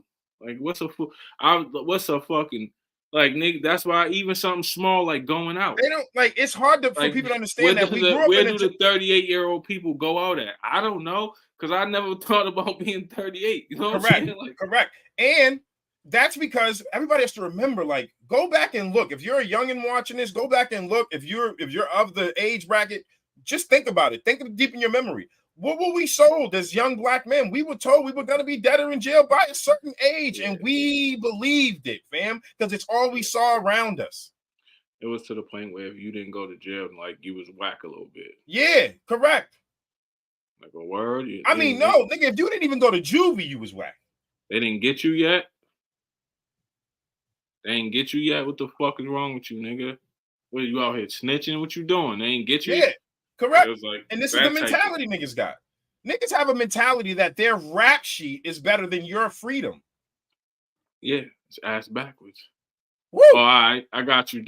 We go to dive bars and martini spots now. All right, I'm in there. Yeah, correct. Next time we go to I'm comedy shows and shit. I be up in Rhode Island going to comedy shows and shit. Yeah, next time, yeah, we in there. I'm in there. Day parties, because you know we can't hang. That's a fact. Spa days, fam. 38 you know years we shit, can't nigga. hang, nigga. We Spa days, fam. We go to the party that start at 4:00. You know we can't hang. That's bro, dead ass. That shit start at 4, end at 9, and have a respectable night. You heard? But so you bring me to the last little part that we're gonna talk about here. Let me pull this up real quick. We're going to throw these two together. So we're going to talk about opposites attract and modern friendships, because these two categories kind of go together here with the way that people are choosing, well, how we perceive people choose mates and friendships. And we talk about some of those differences real quick. So let's just talk about because we had this conversation funny on the phone the other day, and we was talking about like how it seems like so many people are looking for mirror or doppelgangers of themselves. And we believe that provides, one, boredom very quickly, and two, no growth. But I'm gonna let the God dive a little bit deeper into that. All right, so everybody, I be seeing these memes about, again, I be seeing shit talking about if you want me to be feminine, you got to take me out of my masculine and all this other goofy shit, right? If you want a masculine man, you have to be a feminine person all day long, not all day. When you wake up to when you go to sleep, you can't walk up to a nigga or a masculine man talking about what's up, big dog, showing your masculine traits and expect that man to look at you. Big dog. Yeah, and expect that man to look at you because it's polarity. Relationships are built on polarity, opposite poles. So it's like, yeah, that's a fact that is true, Rob. But opposite poles, right? So you got masculine, you got feminine, and you got two neutral people. But the facts are that 80% of men are masculine, 80% of women are feminine naturally. At the end of the day, women, if you have to be masculine, you are going against your own nature. And the shit that you think makes you masculine, it doesn't. Going to work and paying bills don't make you masculine. Spending money don't make you masculine. Taking care of your house and your home don't make you masculine. That's human. You're a human being. In this world, in this economy, everybody got to work. That's just what it is. So if you come with that masculine energy, that combative energy, that energy where you want to be the top dog in a relationship, like, you ain't, number one, you always going to have the butt heads. At the same time, men, if you're going to be leaders of your relationship, you have to lead, man. You have to lead. You can't lead them nowhere. You got to lead. If she's letting you lead, then you have to fucking have a destination of where you're trying to go. And you got to tell her. A lot of times they'll be willing to ride. They just want to know where they're going. You know, women, they always want to know shit. So they just tell her, listen, this is where we about to go. We going over here. Okay, cool. They with that. So I had a conversation recently with a young woman, and she was saying that and I get philosophically what the statement is, but one thing I give my mom know is like she was big on like, I am not your mother and your father. Right. Because I can't teach you nothing about that masculine male. You know, like, what am I going to teach you about that? Yeah, you can't. Yeah, anybody that say that, like, then this is not a knock on single mothers, because single mothers. It's not at all. Not at all. Great. They're wonderful. You're fantastic. But you are a supreme mother, and that is beautiful in itself. Mother.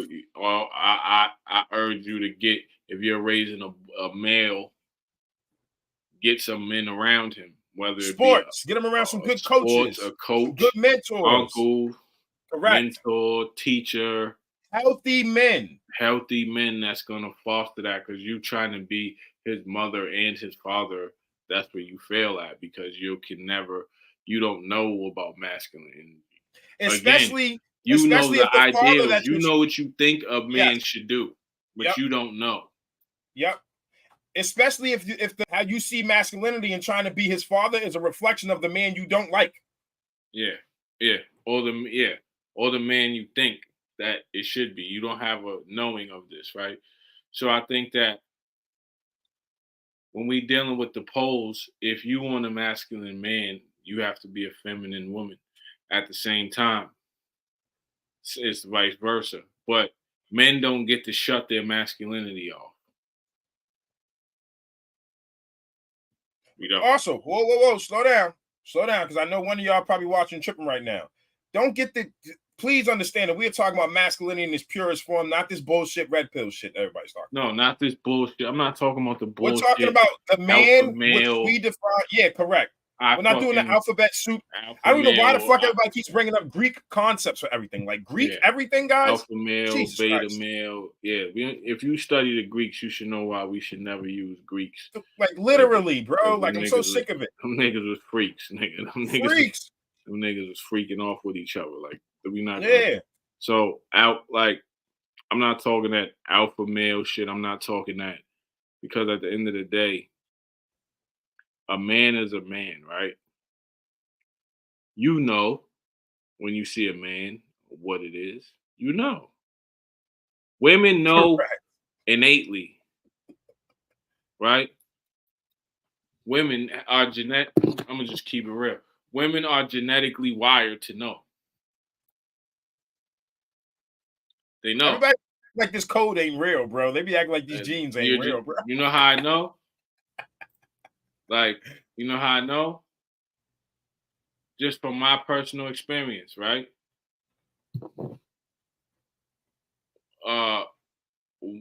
Women treat a lot of times I get treated differently than I see a woman treat the next dude. Hold that thought. Bricks, I agree with you. And that's the thing. It's like the yin yang, as long as we understand, like if you look at the image of the yin yang, none of them are trying to bleed into each other's space. They're sharing and occupying their own space. Occupying and space, strong and little dots there, but them it's little literally dots like are the little. Strong and weak force in physics, guys. It's literally like this shit goes all the way down to physics. The strong and weak force. Yeah, these are titles, strong and weak, but there are situations where weakness is the strength and strength is the weakness. Yeah, because you can't bully everything. Some shit requires finesse, right? Some shit requires finesse. Some shit requires a little bit of, you know what I'm saying, wiggling around or moving around. Some shit requires you, and then there's some shit that needs to fucking be bully foot, nigga. You got to run through the situation. So I think certain that shit you got to run. Yep, correct. I think that they work hand in hand. The problem is the internet shows you the extremes of everything. Correct. So you got the red pill dudes that these niggas ain't never got no shorties ever in their life, never got no girls. They was picked on in high school. They was the last niggas to get picked for the team. All of that shit. They get podcast mics and start talking to girls because they got money now. And the girls that they're talking to, they use it as like some hate revenge tactic, and that's all you see down the timeline. So that's girls think, oh, men hate women. Wow. I hate when women say that. Men hate women. How do we hate y'all? Everything we do is for y'all. Everything. You know why niggas get haircuts? Because women like niggas that's groomed. You know why niggas drive men drive nice cars? Because chicks like nice cars. You know why niggas get big houses? Because women like big houses and they feel secure in their big houses. Like everything that men do in some way, shape, or form is either to attract, obtain, or keep a woman. So how can we hate y'all? But that's the irony of it when I'm looking at this, because it's like everybody's always trying to escape their culpability in this shit, when it's like, women, you're a part of this cycle too. You're on this planet too. So there are things that need to shape up in there, and there's things that need to shape up on our side. Yeah. But we don't get anywhere by looking at the extremes. Because here's the funny part. We gave one extreme, which is the fucking red pill guys. Oh, but then we got the super blue guys that are just, I don't know what the fuck they are, because they're not. Them niggas fold up and agree to everything just to Those Yeah, I guys, don't know what that the is. panderers, they get y'all every time. And then What? even with The women panderers, side, they get you every time. they do because They do. But But it never lasts. It never lasts, bro. nah, never. You can't because you can't keep up a front for so long. And Nope. even on the women's side, you got the super shorties that just pander to dudes. That's like you call them the pick me. But then you got the women that men ain't shit, men ain't this, men ain't that. How can men be all these fucked up things, but you want a man? You put all right, perfect example. Let's just we can play hypotheticals. I'm a man looking for a woman. I see this girl that I think is fire, and I scroll down her timeline and all her posts about how men ain't shit. This is what I think a real man should do. Women do this. Women empowerment, independent women. Man, you think that's attractive to a me? That's like man repellent. They're literally heads on pikes to men. Like, woo! Whoa. Men ain't shit. Men ain't shit. This is what men should do. My baby daddy did this. This is how real men should be. I feel like real men should move like this. And then you know what we do? We sit back and watch the guys that do respond to that shit. Eat popcorn and laugh. And then they always end up, because with all of this astute fucking observations, they always end up with the shittiest nigga on the block. Like, what happened? I thought this was the men supposed to do this, and you hold men to these standards and all. And this goofy nigga, because he don't got no job and he got time to pay you wild attention, that's why. Because at the end of the day, you're still a woman, so you move off of attention. That's just what it is. So you think that it would be, all right, so ladies, it's the same equivalent of if you like a dude, and then you go down his timeline and all you see is ass.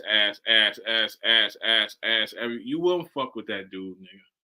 There's no Posting way. about sex all day, every day. So all they talk about. Yo, real shorty should bust it open. I need shorties to bust it open all day. Bust it down. You wouldn't fuck with that dude. It's the same equivalent. And when a man goes on your post, you might the best nigga in the world, and all he sees is real men do this. I think real men should do this, and we should. Bro, it don't get no realer than like, listen, man. I love my wife. I'm so accountable and realistic. I'm like, woman, I love you. I don't live in those bubbles. It's like if you're wearing something, if you ask me if I don't like it, you're asking me if I don't like it. I'm not willing to lie to appease the situation if you're asking me, do I like it? So what I do is I say, do you like it? Let's start there. Now, if you go beyond me asking you, do you like it? Because I'm down for it if you like it. But if you don't understand what I'm doing right there, and then you ask me again, do I like it? Well, now you're asking for my honest opinion, and I can say yes or no. I'm not saying shit just to appease the situation, because now you're talking about my preference. And I'm not, that's what I'm talking about when people get too loose with this shit. It's like, yo, like, okay, let me give another example. Like, it's weird to see these situations where I see so many people that are the thought leaders in this space on having relationships, and they're not in one. Word. They have no relationship. They have no longevity. They have no history of commitment. They have no history of anybody committing to them. Why are these the people that you would listen to? Exactly. And on top of that, like, it's filling voids. Like we talked about the stars and the black holes. You're filling voids. Ladies, if you're one of them ladies that work 700 hours, you're not doing that to take care of your kids. You're doing that to fill a void. You're hurt. Anybody who buries themselves in work, you're working to fill a void. It has nothing to do with monetary gain. You don't want to be at home with your thoughts, so you keep yourself busy. And guess what? What do you think men have been doing? Men have been burying themselves in their work forever. That's across all genders. That's across all genders. But I'm talking about before. Yes, it is across all genders. Absolutely. But I'm talking about, the world before everybody entered the workforce. Word. Yeah. So the world before everybody entered the workforce, you might think that motherfuckers was happy being the earners and providers and all of that shit then. No, nigga, these niggas was buried their head in it because they couldn't go home because they still couldn't communicate back then. People have to remember, before we applied all these labels and all of these things that are concepts are already issues in society. They exist. This shit is not new. They existed. It's just that we like to focus on the extremes of them and not the people that are. It's just like politics. We got two extremes again, and we need something down the middle. We know this as a country. We need something down the middle. Yeah. But we're not in that space. It's a microcosm and a fractal of what we're going through in our what I see in the White House, and niggas be talking about that online, I see on the corner out here. Word. It's the same thing. It's the same shit. All different. Like, it's a fractal, guys. Yes. What if you genuinely love your? Yeah, if you love your job and you love what you do, yeah. That's cool. Absolutely. That's cool. But here's also the thing. What I'm saying is this. You can love your work, but life is about balance. Like me, I love going to the gym. Everybody knows that. I made it my work. That's my shit. I can't go to the gym 24 hours a day because it is not sustainable. Got you. I have to rest. I have to. I can't. I have to you got to give yourself time to recover because you're going to burn out. If I go to the gym 7 days a week and then for 2 hours a day and I don't rest, I'm going to burn out. At some point, I'm going to crash. And when I do crash, it's going to be nasty. There's variables to that too. Because like, okay, if I'm a single person and I don't have any ambitions of a family, because there's plenty of people like that right now. There's plenty of people opting out of children, everything right now. And you're burying yourself in your work. It up. Some people say they love their job because it's all they have. Yeah. Okay. But if I'm a person with I can love my job all I want. I love what I do for work. I love what I work for myself. Like, it's a blessing to be in this space while I'm working in offshore wind industry, doing the cool shit I never thought I'd be doing, living at 38, all this shit. So it doesn't mean anything because at the end of the day, I love my family more. So even though I love what I do, the reason I love what I do is because it gives me the ability to have fun with my family. So it does depend on situations and but I still think overall, just my opinion, overall, anybody who's just completely buried themselves in work end up on the deathbed like Steve Jobs was at the end. Yeah, thinking about the time they missed with conversations and dialogue with just everyday people. Steve Jobs loved his work. He loved it. That wasn't his life. He died sick, and with his kids hating him, his family, his kids disliked him. Everybody in his family did not fuck with him because nigga, that iPhone was the most important thing in his life, and he discarded everybody and everything around him to get to that iPhone. Now, did he do it? Yes, the fuck he did. He did. It's like I just watched Oppenheimer. But it all comes with a price. I just watched Oppenheimer. I watched the shit. Oppenheimer, ill dude, physicist. Once he got picked to make the bomb, that was his life, and his home life was in shambles. Now, did he create the bomb? Did he change the world? Yes, but at what cost? That his wife didn't fuck with him, his kids didn't fuck with him, nobody fucked with him. The people closest to him, that when he was done doing that work and he needed, because the thing about work is it don't last. You don't work forever. So at some point you got to set yourself up for when this shit is done, where am I going to go find solace with? I need to find solace with somebody. I need to find people, because at the end of the day, but I'm talking about a lot of people are working because of to avoid the other parts of their life. They're literally working to avoid other parts of their life. Like, these are the same people that be like, my kid is my man. Yeah. No, he's not. That's your fucking kid. It's your kid. It's your kid. That's not your man. That's not your boyfriend. That's not none of that. Your kid, that's your kid.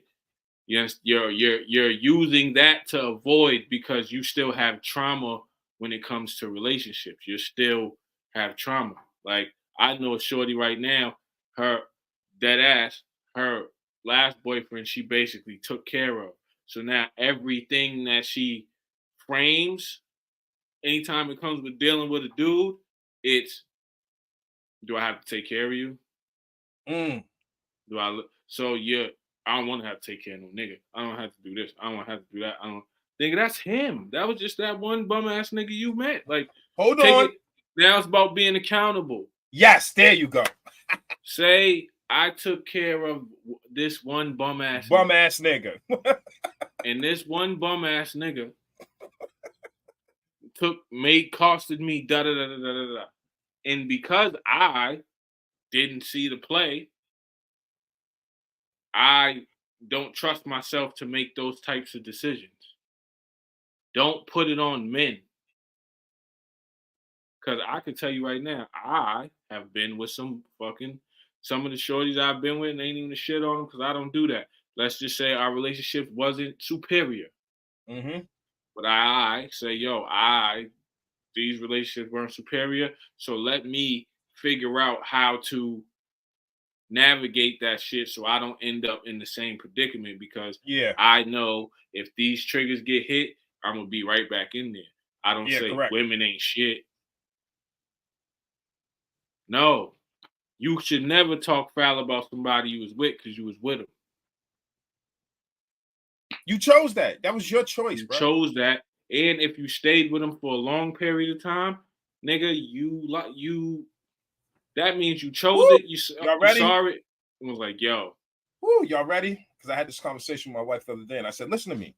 My conversation is not just warning my daughters about boys. My conversation is warning my daughter about her own accountability for her body, because her body has to bear that child if she runs into that situation. So it's not just like, I'm not going to give her the capability of feeling victimized by saying, this young man had sex with me. You have to lay down and make that decision, and you have to be the smartest one in the entire equation, because you are going to be affected the most. Yeah, you gotta, the saying says, no matter where you go, there you are. Which means no matter where you go or what you do, nigga, you take you with you. Everywhere. Right? So, dog, anything that I've ever done in my life, the person it affected the most is me. Whether it was good or it was bad, I felt the person that was with me might have caught some of the effects, but I felt the full effect of it. Whether it was good or bad, any decision I made, I faced the full brunt of it. Whether it was good or bad, the person I chose to be with, I faced the full brunt of it, whether it was good or bad. Correct. Like, people got to understand that when we dealing with, appreciate you, Rob, when we dealing with, make sure, when we done, hit the YouTube, subscribe. We're gonna put the link in there. Subscribe, share, too. let people know about everything. Yes, sir. When we dealing with this accountability thing, that I think a lot of people, it's easy to say he fucked up, or he was fucked up, or she was fucked up. Okay, you knew that, and you still chose to.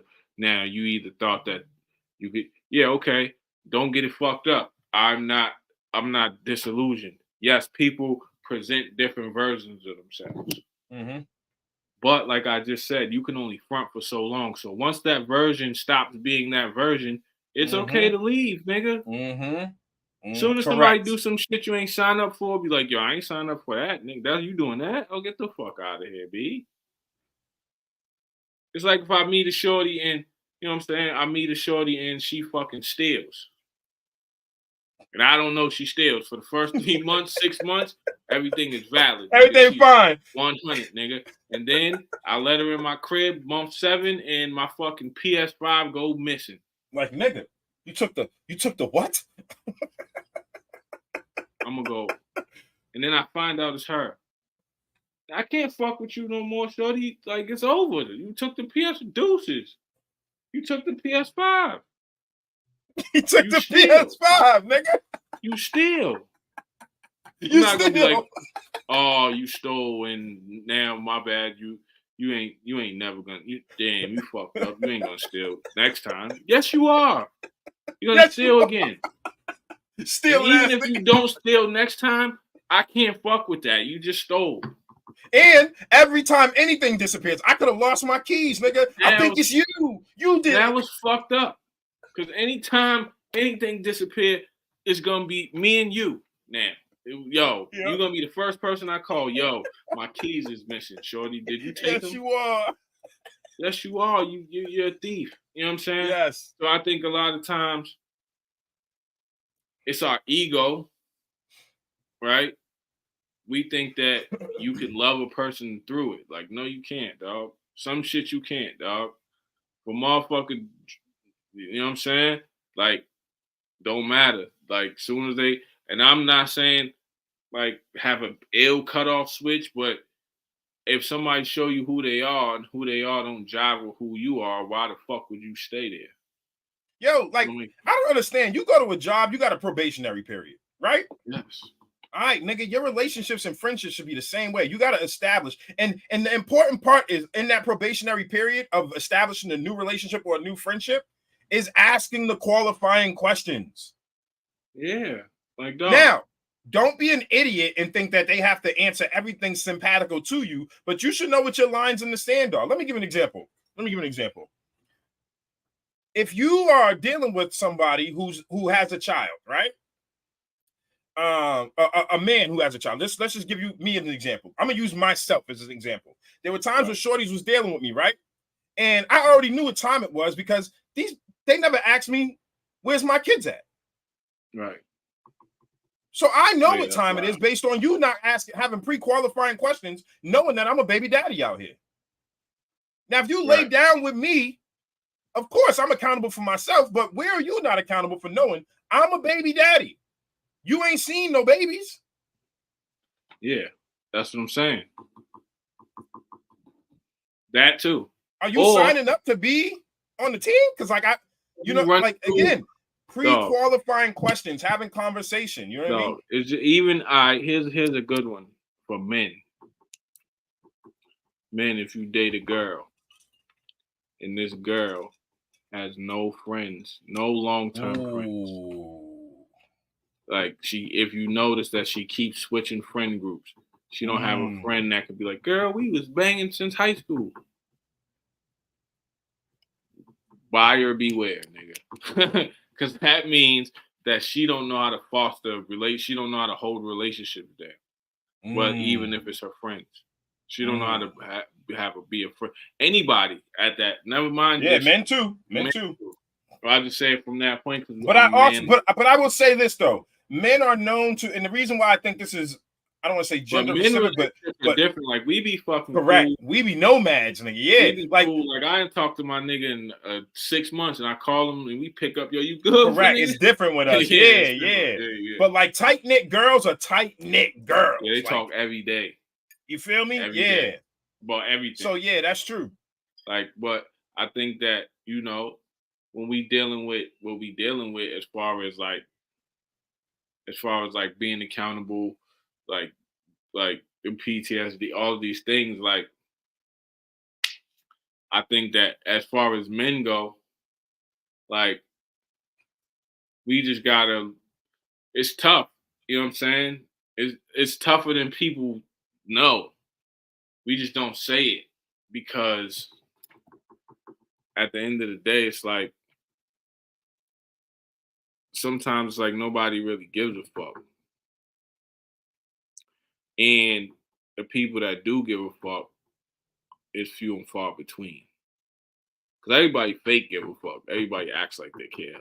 Yeah. That's social media. Yeah. Tell me how you feel. Then I tell you how I feel. And it's like, well, now you want to fight. It's like, all right, man. You know what I'm saying? But I definitely think that even with the men, like we just had the shit where we talk about men being friends. That's another stat. Do you know that men are the loneliest we've ever been in the history of life? Ever. I'll say that again. Men are the loneliest we've ever been in the history of life. I'm not talking about relationships. I'm talking about friend groups. Men being friends with men. Men on men friendships are the weakest they've ever been. Completely. And I would argue that some of that is because they steep their energy in the wrong areas and they lost the ability to communicate directly with each other as men. Yes. Yeah, a lot of men have too much. A lot of men lead pride first. A lot of men think that but here's the okay, being a friend means you agree with them. Okay, let me double, because I would actually say the ones that, yes, I feel you. So, but like, here's the thing with pride though, right? Because I would even take a person that's prideful because that person has enough pride to speak up. We have men that will feel a way, not say they feel a way, move like they feel a way, but never address why they feel a way. And I'm trying to roundabout say that I'm more used to this from like, I've been out the game a while, guys. I've been married. I've been with my wife 12 years. But when I was it feels like you're courting a girl sometimes. Like, you're not dealing with guys that should be able to say, bro, because like, look it. I'm not saying this is healthy. But we did come up in a generation where it's like, all right, worst case scenario, we came up in the hands generation. So like, yeah, we could fight. For example, we fought our cousins, nigga, like our cousins. Like, we go throw it at the park real quick. We're friends in a half an hour. I remember when we stopped throwing as cousins because we used to say to each other, like, bro, we're just gonna be friends in an hour. This shit's stupid. Yeah, like, bro, let's chill. I fought my cousins. I fought some of my homies. I fought like, nigga, but we don't never fight in public.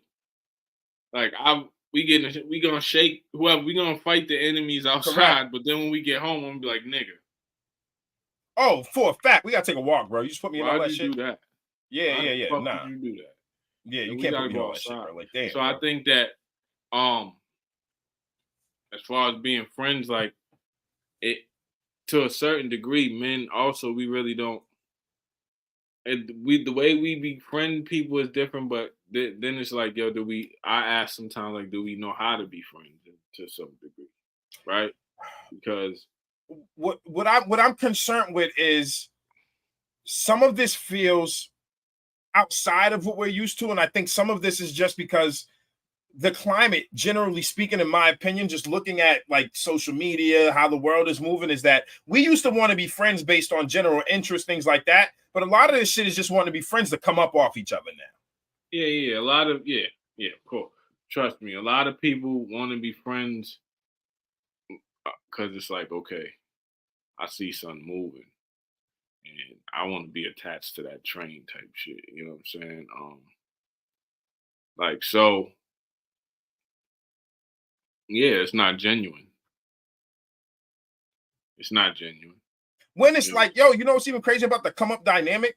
If we listen, I tell all my friends, me and you just we had a conversation about, we realized, okay, well, now we're starting to really become friends. Like, this is funny because like we're talking about shit that we're practicing behind the scenes on our own. And we had a quick 2 seconds. Yo, this is what my expectation of that is. This is, I'm gonna tell you, like, I tell everybody, if you want to befriend me, you can't tell me what you want, what your dream is. Don't tell me that shit. Because I'm gonna push the shit out of you, bro. Make sure I'm gonna push the shit out of you. I'm gonna push you. Yeah. We had a quick conversation about that. Yeah, you told me, you was like, listen, my nigga, this is what we doing. I'm about to annoy the shit out of you. I was like, all right, I'm just telling you, bro. I think you're talented. I know what you want to do. And if you tell me that, I expect it and believe it. As my friend, like, I believe you. When you said, yo, I'm gonna annoy the shit out of you, I said, I expect it. I expect it. That's what it. In fact, sir, that's what you're supposed to do. We want to keep it all the way a buck, but I think that, I also, hold on, the last part I put in there too was, I can be, because I'm, whether you want to chalk it up to be, because I'm not into zodiac, but people keep saying you're like that because you're an Aries, fine. Or I'm a guy that went through extreme accountability. Good old zodiac. Yeah, good old more Greek shit. Anyway. Yeah, I hate that shit. Like, stop I hate these people, bro. Anyway, stop blaming the alignment of the stars to why you're. Leave the stars alone, nigga. Nothing to but even if it's like a derivative of just the development of who I've become over time, I just feel like extreme transparency in my relationships has been built the strongest bond so far. So like, I like to just get it out the way. So one of the things, the other thing we talked about too is like, just because this, I think this happens unintentionally. Sometimes you can be such a strong presence in a room that people can assume that they can't challenge your perspective. Oh yeah. I'm just loud, niggas. I'm just loud, niggas. That's all. Like, I'm just loud. I grew up in a Black and Latin community. Everything was loud, my nigga. Like, you don't gotta take none of that. Like, you can talk to me. I think that happens too. People say, "Yo, you're an imposing figure," or whatever the case may be. I'm normal, dog. This is my normal, dog. Yeah. I'm normal, son. Clubhouse red flag is 2024. Yeah, like I'm normal. But yeah, so I appreciate everybody being tuned in. We're getting to real complicated conversations, really taking our time because, like, yeah, we could talk about current events and we'll do that sometimes. But as you notice today, we stuck to some real, true human core topics. Yeah. And as being the topic that it is, I would at least like to say that I hope that we accomplish the goal of practicing what we preach in this conversation, talking about men being more transparent and creating dialogue. And I want to say I appreciate the women who were tuned in today that conversed with us and had a dialogue with us, because that's actually what we need to practice more of in our social circles to be able to, and our brothers that tapped in with us. You know what I'm saying? Like, we have to do this more. Yeah, so like, share, you know what I'm saying? We're going to put the YouTube link in the comments, I believe. So you can share that to the people. Yes. This is what we do. Twice a week, we in the multiverse, man. You know what I'm saying? Head on over. Check us out. We got all kind of dope stuff happening, man. Yeah. We got cool podcast. Listen, man. In the multiverse, we got podcasts for your podcast. You heard? Like, listen, man. We got us. You're gonna see us twice a week. Then you got Smart Spot Monkeys and Super Kicks, the wrestling pod with Sean Pump. I know it's hella long. It took me a while to figure it out. We got the ladies coming with a show real soon. We got the ladies pulling up with a show. They're going to be getting into it. We got the sports show starting at the end of this month with Galen and John on their team. So, we're going to have a lot of difference going on. And just for you to understand, the overall goal here is we're focused on providing quality content and dialogue from every different multiverse that we have going on here. And then we're going to drag our crowd over to our own digital streaming provider. We're creating our own platform, the Multiverse Podcast Network. So we're just utilizing all of this to get people to understand where we're going and understanding that the power is in us to use these as billboards to drive people to our direct-to-consumer platform. Once we get our direct-to-consumer platform, there will be all types of shit, merch, everything. So tap in. Thank y'all for tapping in, man. We here. Yes, sir. Till we see you next time. Hey, yo, check us out Wednesday. Be on the lookout for us, man. We appreciate y'all, man. Xponent, we're the God's pod.